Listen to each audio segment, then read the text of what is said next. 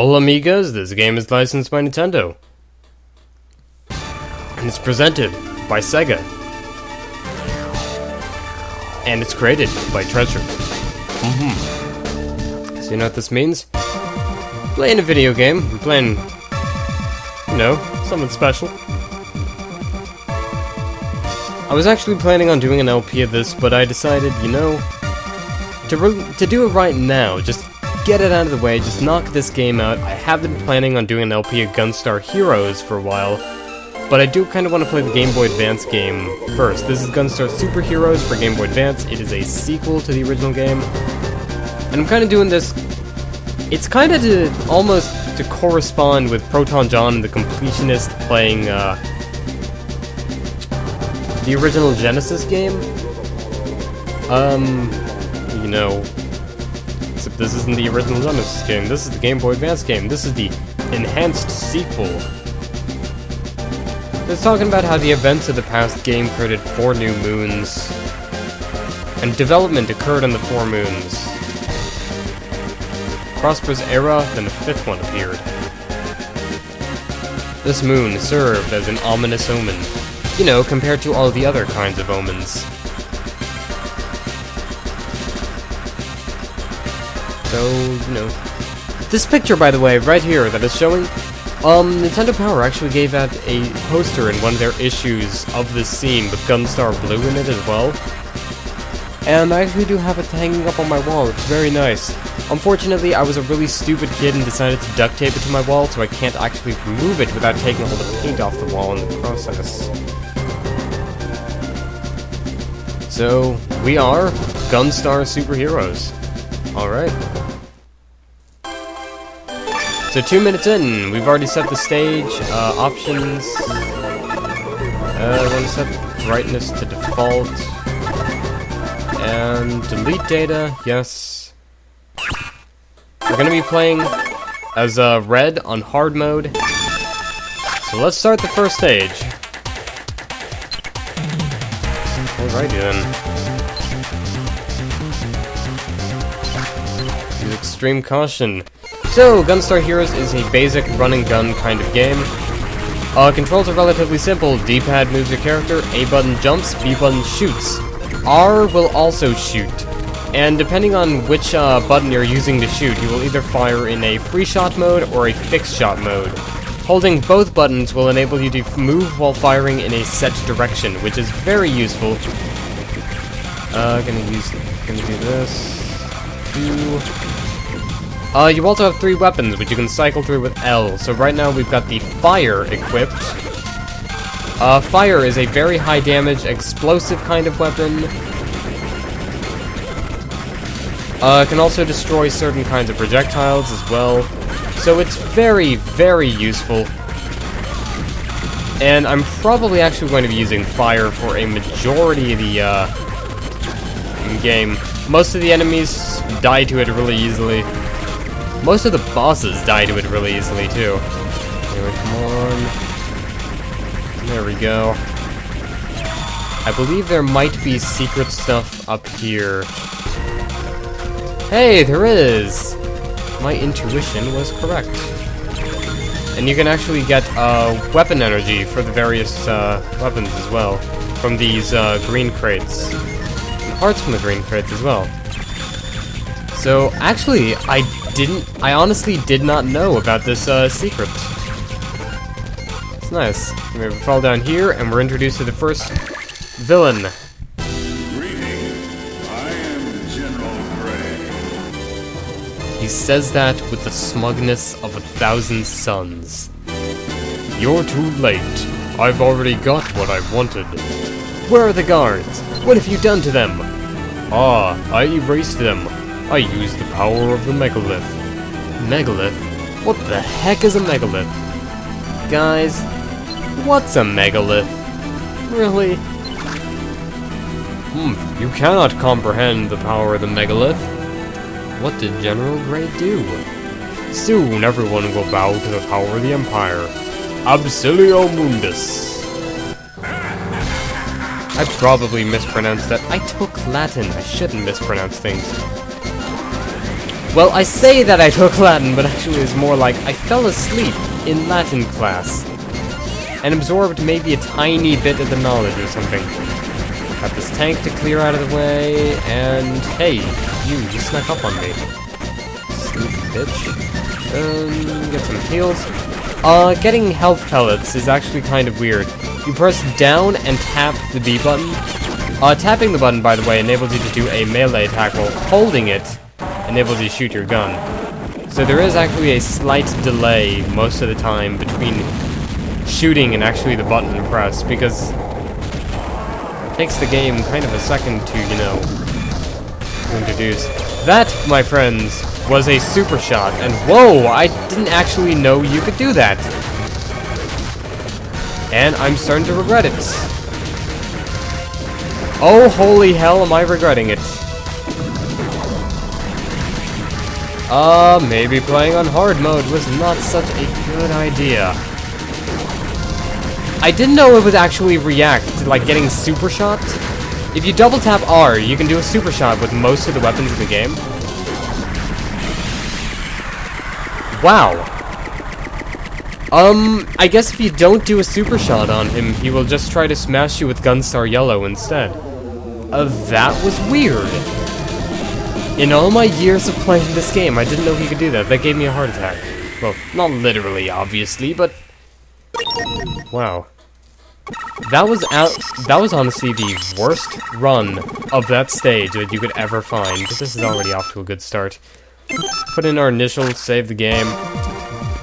Third Eye seems to have vanished. So hard to believe. Excluding us, Third Eye no longer exists in any form. No longer exists? What does this mean? I don't know, but the stolen data may provide a clue. Talking about how the 4 moons have a treasure gem. And the treasure gems were kind of the MacGuffins in the first game. The treasure gems are meant to call the god of ruin, the Destructor. 4 moons appeared after that battle. I think these gems have been regenerating in the moons. Now they've awakened. So the 4 treasure gems are to summon the god of ruin. Gold and silver. Everything's color related. It's one more. Now we know what the Empire wants. We were aptly named. Somehow I have the feeling of deja vu. Like it's breaking the 4th wall. We'll meet Pink, Orange, and Smash? What irony. Man, this game just chokes me up. Anyway, we're gonna be starting Moon 1. You can actually do the moons in any order you please. I'm gonna be doing Moon 1 because it's the easiest. It is. The Empire's ready. The hired mercs to deal with us. Pink and her gang are also expecting us, so be careful. Looks like the Empire is already here. Get ready. I'm a little bit emotionally scarred after what happened to the first boss and stuff. Just like, suddenly started smashing me. Just like, why are we getting hit by missiles? You're a helicopter. Okay, dodge. There we go. Dodge. Using the Chaser's power shot. By the way, you can use the power shots by double tapping R. The Chaser's power shot is very, very good. It will circle around and protect you from a majority of attacks. If it finds an opponent, it will home in and wreck them. I'm gonna wreck it! The Chaser itself, I probably should have explained the whole 3 weapons thing. Each character has 3 weapons, so Red starts with Force as her default weapon. And the other weapons you can use are Fire, which is a short-range, hard-hitting attack, and Chaser, which is a homing attack. Chaser kind of acts a little bit like the Lightning Chaser combination in the first game. In the first game, you could actually combine different weapon cores. So it's similar to Contra in the fact that you have to pick up your weapons, but it's kind of unique, like Kirby 64, in the fact that you can actually combine the various different powers. Combine enough of these powers and you form Captain Planet, who then gets defeated by Adolf Hitler because Hitler's hate is too great. Captain Planet, I'm just going to hate you to death. That's alright. That proves that Adolf Hitler is the most frightening man in the world. Well, would be if he was alive. And what was the plot of that Captain Planet episode again? Oh, right! They had to go back in time to stop, Germany from getting atomic bombs. Yeah.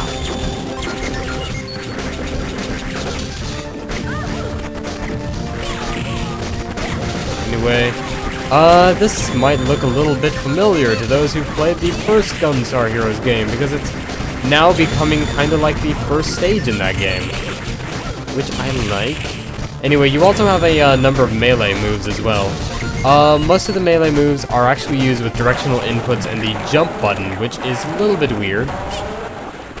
But you know, pressing up and jump does an uppercut, pressing down and jump does a Mega Man style baseball slide there. I've always wondered why Mega Man has a slide. That's more of a baseball thing, but from what I know, like, everything Mega Man related is, like, soccer related. It's a little bit odd.